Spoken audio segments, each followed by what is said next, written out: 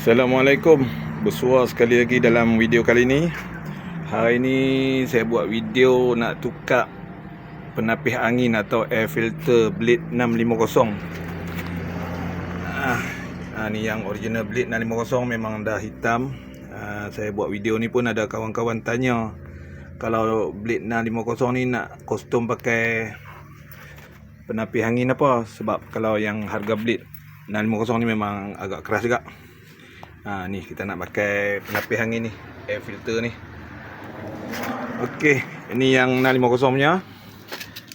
Okey, kalau kita nak kostum, yang ni dia besar sikit tadi ni. Kita pakai kot ni besar sikit. Yang penting kalau kita nak kostum, kita kena potong sini. Potong buang ni. Potong buang ni ikut sukalah. Kawan-kawan nak pakai pisau cutter ni ke, mata gaji besi ke apa, janji kita kena potong bahagian ni. Potong bahagian ni keliling. Kita nak buka yang ni. Kita nak masuk yang ni atas ni. Okey, yang nak pakai yang ni kita ikat skru lah. Skru. Jangan risaulah sebab bahagian sini dia ada getah ni. Dia ada getah. Okey, jom kita potong dulu.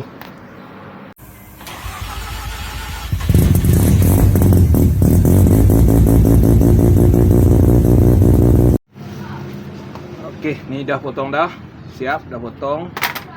Lepas tu kita nak masuk yang ni lah. Nak masuk penapis angin ni.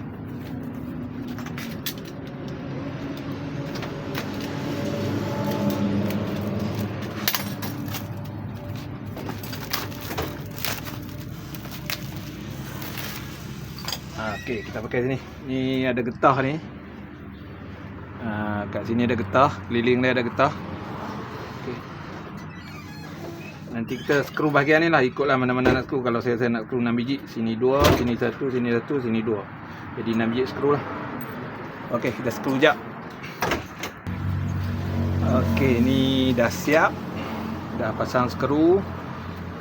Cuma perlu potong skru lah, nanti kadang masuk dia sangkut. Okey, dah pasang skru ni, siap. Dah boleh pasang dekat motor lah. Okey.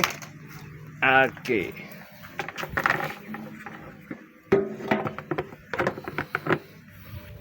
Cun masuk. Okey, selamat mencuba. Lupa pula nak beritahu, yang tu saya guna penapis angin atau air filter Proton Wajar, Raita Malaysia punya. Okey, lupa tadi nak beritahu.